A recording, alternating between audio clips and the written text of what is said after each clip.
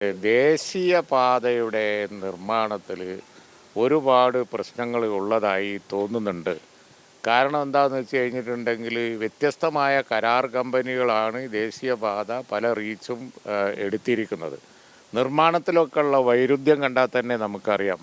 അതിലൊന്നും ഒരു ഏകോപനവുമില്ല.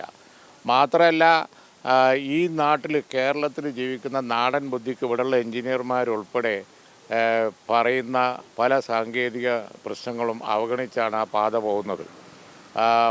കൂരിയാട് എൻ്റെ മണ്ഡലത്തിലാണ്. കൂരിയാട് ഉണ്ടായത് അടിയിലൂടെ വെള്ളം ഒഴുകിപ്പോകുന്ന തോടൊഴുകി പോകുന്നിടത്താണ് മണ്ണിട്ട് പൊക്കിയത്. ഇമാതിരി മണ്ടത്തരം ആരെങ്കിലും ചെയ്യുമോ? അവിടെ നാട്ടുകാർ മുഴുവൻ പറഞ്ഞു ഇതിൻ്റെ അടിയിൽ കൂടി കൈത്തോട് പോകുന്നുണ്ട്, അവിടെ മണ്ണിട്ട് പൊക്കിയാൽ ഈ പാത നിൽക്കുമോ എന്ന് ഞങ്ങളൊക്കെ ചോദിച്ചതാണ്. നിന്നില്ല, പോയി. അതേ സ്ഥിതി തന്നെയാണ് ഇപ്പോൾ അവിടെ കൊല്ലത്തും ഉണ്ടായിരിക്കുന്നത്. അവിടെ ആ ജാതി മണ്ണാണ്. അങ്ങനത്തെ മണ്ണിൽ കേരളത്തിലെ മഴയിൽ അവർ മണ്ണിട്ട് പൊക്കിയാൽ നിൽക്കുമോ? മൺമതിൽ ഇവിടെ നിൽക്കുമോ? പൊളിഞ്ഞു വീഴൂലേ? അതുകൊണ്ട് ആ നിർമ്മാണത്തിൽ ഒരുപാട് അപാകതകളുണ്ട്. കേന്ദ്ര ഗവൺമെൻറ് വളരെ സീരിയസ് ആയിട്ട് എടുത്തില്ല എന്നുണ്ടെങ്കിൽ ഇതിപ്പോൾ നിർമ്മാണത്തിനിടയിലായതുകൊണ്ടാണ് അവരവിടെ സാന്നിധ്യം ഇവിടെ ഉള്ളത്. അവരിതെല്ലാം കൂടി തട്ടിക്കൂട്ടി പോയി അവസാനം ആളുകൾ സഞ്ചരിച്ചുകൊണ്ടിരിക്കുമ്പോഴാവും ഇനി അപകടം. മഴ വയനാട്ടിലാണ് നമ്മൾ നിൽക്കുന്നത്. വലിയ മഴക്കെടുതി നമ്മൾ കണ്ടതല്ലേ. മഴ ഇനി ഇതിലും വലിയ മഴ വരും. വളരെ സീരിയസ് ആയിട്ടുള്ള പ്രശ്നമാണ്. കേരള ഗവൺമെൻറ് ഇത് വേണ്ടത്ര ഗൗരവത്തിൽ എടുക്കണം. എടുത്തിട്ടില്ല അവർ. ദേശീയപാത ഇലക്ഷന് മുമ്പ് ഉദ്ഘാടനം ചെയ്യാനുള്ള ധൃതി കാണിച്ചാൽ പോരാ. കാരണം ദേശീയപാത ആളുകൾക്ക് സുരക്ഷിതമാണ് എന്ന് ഉറപ്പ് വാങ്ങണം. അല്ല എന്നുണ്ടെങ്കിൽ വലിയ അപകടം കേരളത്തിൽ ഇനി ഉണ്ടാവും. ഈ ആദ്യഘട്ടത്തിൽ ആളുകൾ പറയുന്നത് തുടർച്ചയായിട്ട് പരാതി അവർ ഉന്നയിച്ചിരുന്നു, ഈ ചെളി നിറയ്ക്കുന്നതൊക്കെ അശാസ്ത്രീയമാണെന്നൊക്കെ.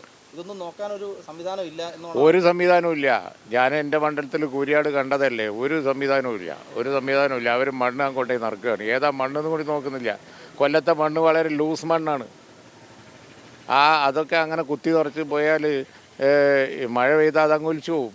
മൺതിട്ടയാണ് അവർ പണിതുകൊണ്ടിരിക്കുന്നത് പല സ്ഥലങ്ങളിലും. പാലം മണപ്പം കൂരിയാട് അവർ തിരുത്തിയില്ലേ.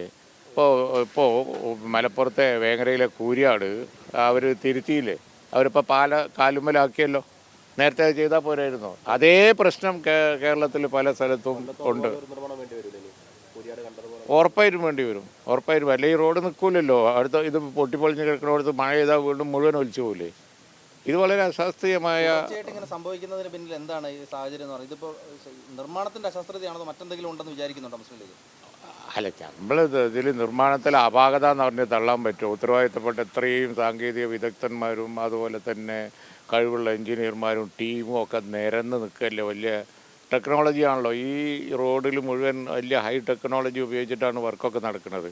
അങ്ങ് ഇത് ഒരു നിരുപദ്രവമായി സംഭവിക്കുന്നതാണ്, യാദൃശ്ചികമായി സംഭവിക്കുന്നതാണ് എന്നൊന്നും പറയാൻ കഴിയില്ല. കാരണം ഇത് നിർമ്മാണത്തിൽ അറിഞ്ഞുകൊണ്ട് തന്നെയാണ്. ഇത് വലിയ വ്യത്യാസമുണ്ടല്ലോ. കാലിൽ പാലം പണിയാൻ നല്ല ചിലവുണ്ട്, മണ്ണിട്ട് വെക്കാൻ ഒരു ചിലവില്ലല്ലോ. അത് തന്നെയാണ് പ്രശ്നം. അതുകൊണ്ട് ഈ റോഡിൻ്റെ സുരക്ഷിതത്വം കേരള ഗവൺമെൻറ് ഈ കാര്യത്തിൽ ഇൻ്റർഫിയർ ചെയ്യണം. ഈ ദേശീയപാത ഇവരിപ്പോൾ നിർമ്മാണമൊക്കെ കഴിഞ്ഞ് എല്ലാം കഴിഞ്ഞ് ടാറിട്ട് മിനുക്കി അവരങ്ങ് പോകും. മഴ ഇവിടെ തുടരും. അപകടം എപ്പോഴാണ് ഉണ്ടാവുക എന്നറിയില്ല. കേരള ഗവൺമെൻറ് ഇത് വളരെ സീരിയസ് ആയിട്ട് എടുക്കണം. അവരൊരു ഇലക്ഷൻ വരുമ്പോഴത്തേന് ഉദ്ഘാടനം ചെയ്യാൻ ധൃതി വെച്ചാൽ പോരാ. ഇത് നിർമ്മാണത്തിലെ ജനങ്ങളുടെ സുരക്ഷിതത്വം ഉറപ്പുവരുത്താൻ അടിയന്തര നടപടിയെടുക്കണം.